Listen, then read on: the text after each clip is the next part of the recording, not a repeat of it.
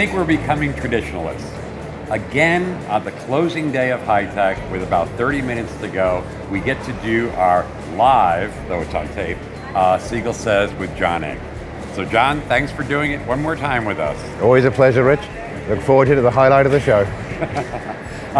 It's funny, people wanted to come back to Minneapolis. We're all happy we're back in Minneapolis, but before we get into HITEC, it was pretty hot here this week. It was pretty humid, yeah. Hot and humid in Minneapolis. What happened there? I think July came early, according to Dave Schollander. Is that what he said? That's what he said, yeah. Just be glad you're not here. Yeah. Just so we talked to the people from HFTP before we did this interview, numbers-wise, the numbers were very similar to Baltimore, okay. And both from the exhibitor standpoint and from the attendee standpoint. I can tell you, I've talked to a lot of exhibitors and asked them what they thought of the show, and most of them said, it was, it's one of those events where it's more quality than it is about the quantity. And the people that were here were shopping. They were here looking for something. What do they call tire kickers or whatever? There were not a lot of those here. But serious purchases. So there was people had geared up, were planning to come here and to maybe make final decisions or at least narrow down who they're looking for. Yeah, I've heard that there's a lot of quality people, yes. and in general, I think the show's been going that way for a while. Mm-hmm. It's become more serious. It's always been recognized as a place to come and look at stuff and get a final view. Mm-hmm. And if the volume is going up and the quality is staying high, that's great. Yeah.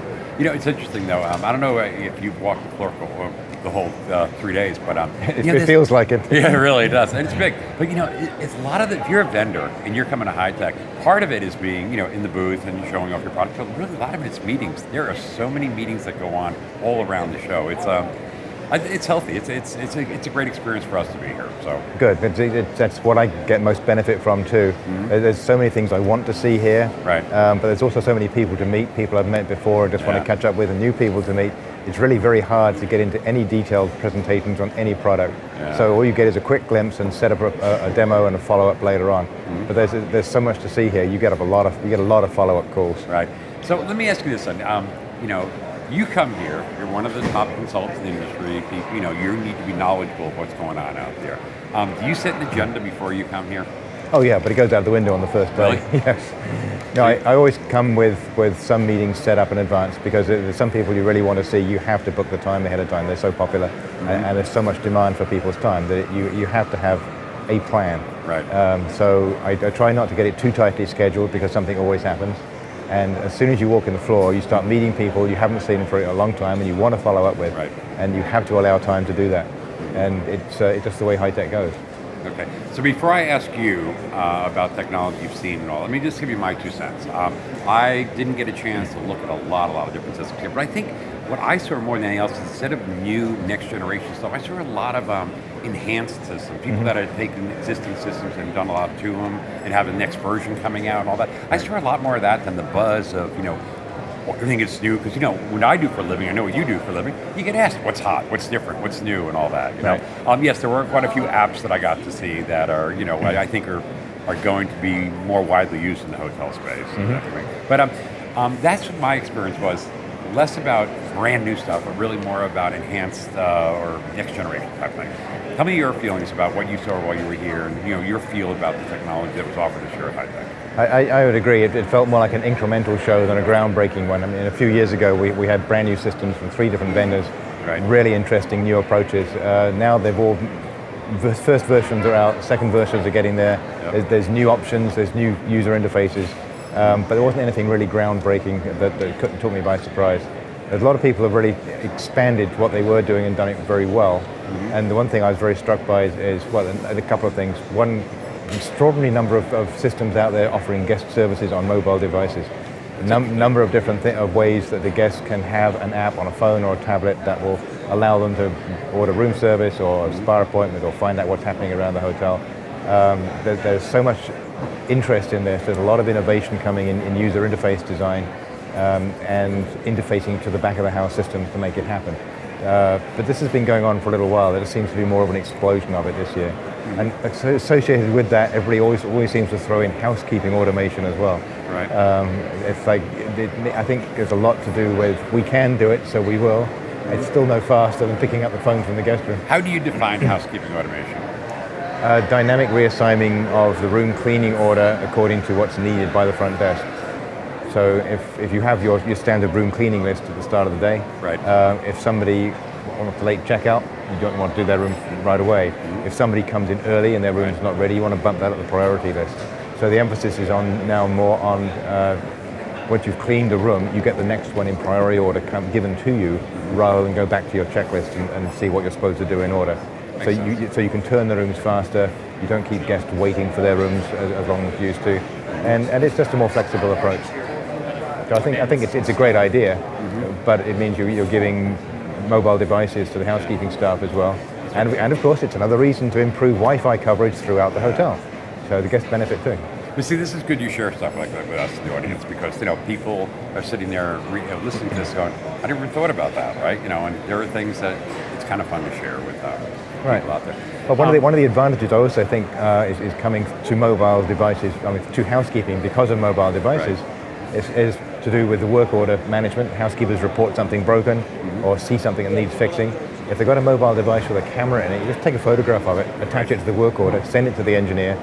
They're immediately prepared for what they have to do. They know what it looks like. They can bring the right tools, the right devices, and fix it quickly. So you get more proactive and more effective engineering as well. There's a lot of things you can do once you've got that basic infrastructure in place. Right. Was there anything else in the mobile world that you experienced here that is maybe surprised you pleasantly or even questioned? That you think is going to have a bigger impact in the industry? Not specifically because it's mobile. Mobile is just an accepted platform these days. People really do want mobile check-in and check-out. Nobody can still generate a magstripe card off a tablet. You can read them, but you can synchronize an RFID key card to a guest reservation on a tablet, which is as the way things are going anyway, I think, with our RFID cards. Yeah. And obviously the experience is a little different, but it's just whatever device is most appropriate to the person doing the work. And the key is to just distill the information down to what's usable on that size screen. But the fact that it's mobile is just a given these days. Mm-hmm. Yeah, it's amazing how many tablets are on the showroom floor. Did we know that when tablets came out that they were going to be so widely embraced by the technology people at the hotel industry? I think so. I think it was a hot new item. You're a lot smarter than I am, so you knew that was coming. I didn't. Well, if I was as smart as you, I'd have one, and I don't. Good point. Okay. Yeah. I feel better. Yeah. No, it is interesting though. Every booth they go to, you're right. Now they're showing the old days showing it on a PC or laptop. Now they're showing it all on tablets. So it is pretty amazing. It's not just that it's the hot new thing. It's very convenient to just walk around and show people. I've worked with clients recently who almost every department wants tablets. And it's not people you might think as traditional either. It is obviously the sales and catering people wanting to show how a room could look set up with different layouts and different equipment and decorations in it. But HR wanted tablets, so when they're doing new hire orientation, walking around the hotel, they can show them what happens in different areas on a tablet. Whole new area. All right, so as we wrap up, if you were going to basically give your recap or highlights, or how would you describe HITEC this year in your own words? Big continuing emphasis on mobility, obviously. A stronger emphasis on usability. There's some very interesting stuff happening on different user interfaces. A lot of the early attempts are being refined and made more appealing. So I come back to the point I've made so often before, which is that the best systems are the ones the users like using. Mm-hmm. Doesn't matter where the data comes from. If they get the right information at the right time, that's the system they want to use. Mm-hmm. So I think we're seeing more of that direction. There were a couple of new vendors, again, testing the waters here. There always are. It'll be interesting to see how they survive or if they're here next year. Yep. But in general, incremental improvements everywhere and greater usability. Very good. Just to add the new vendors, there are quite a few new people here this year. Not least, I always enjoy seeing that. People that are coming into the industry, and you're right. Are they going to have the staying power? Will they be here next year? Only time will tell. Right, but what's interesting is a number of them were pretty young people. Mm-hmm. They've got an enthusiasm for this industry to try out new ways of looking at the same problem. Right. Coming up with different user interfaces and ways of working the data and handling the guest issues.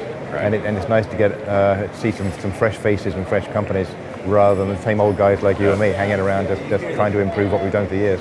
Yep. It was fun doing this again. I enjoy. It's become a little bit of a tradition, and it is it's fresh in our minds. And then we leave here in an hour, and back to the real world again. But thank you once again for sharing your thoughts on this year's HITEC in Minneapolis. You're welcome, Richard. And thank you all for joining us, and we'll do it again next year, okay? Always a pleasure. Thanks. Thank you very much.